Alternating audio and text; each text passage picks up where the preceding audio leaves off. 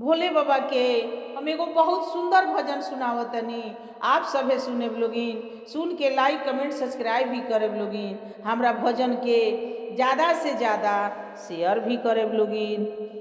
झाका झोर के डमरुआ बजवला ए भोला, झाका झोर के डमरुआ बजवला ए भोला, बजवला ए भोला, ओ बजवला ए भोला, झाका झोर के डमरुआ बजवला ए भोला।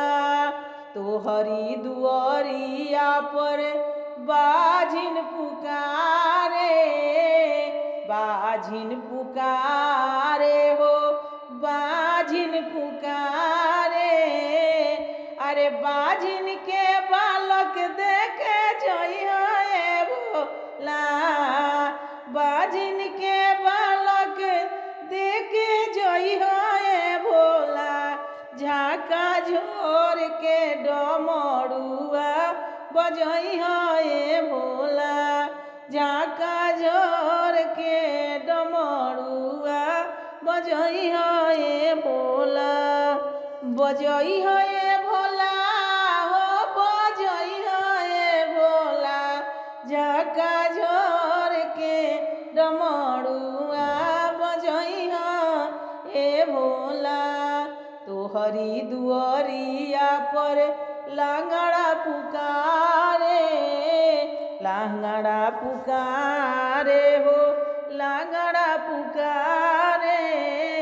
अरे लांगड़ा के पैर देखे जइहा ए भोला, लांगड़ा के पैर देखे जइहा ए भोला, झाका झोर के डमरुआ बजइहा ए भोला, झाका झोर के डमरुआ बजइहा ए भोला।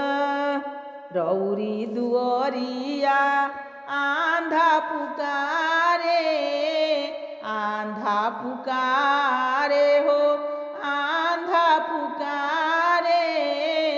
आंधा के अखिया देखे जइहा ए भोला, आंधा के अखिया देखे जइहा ए भोला, झाका झोर के डमरुआ बजवला ए भोला, झाका झोर के डमरुआ बजवला ए भोला, बजवला ए भोला, ओ बजवला ए भोला, झाका झोर के डमरुआ बजवला ए भोला।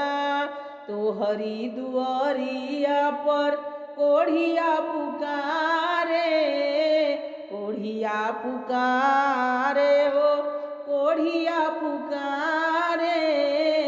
अरे कोढ़िया के काया देखे जइहा ए भोला, कोढ़िया के काया देखे जइहा ए भोला, झाका झोर के डमरुआ बजवला ए भोला, झाका झोर के डमरुआ बजवला ए भोला, बजवला ए भोला, ओ बजवला ए भोला, झाका झोर के डमरुआ बजवला ए भोला, झाका झोर के डमरुआ बजवला ए भोला।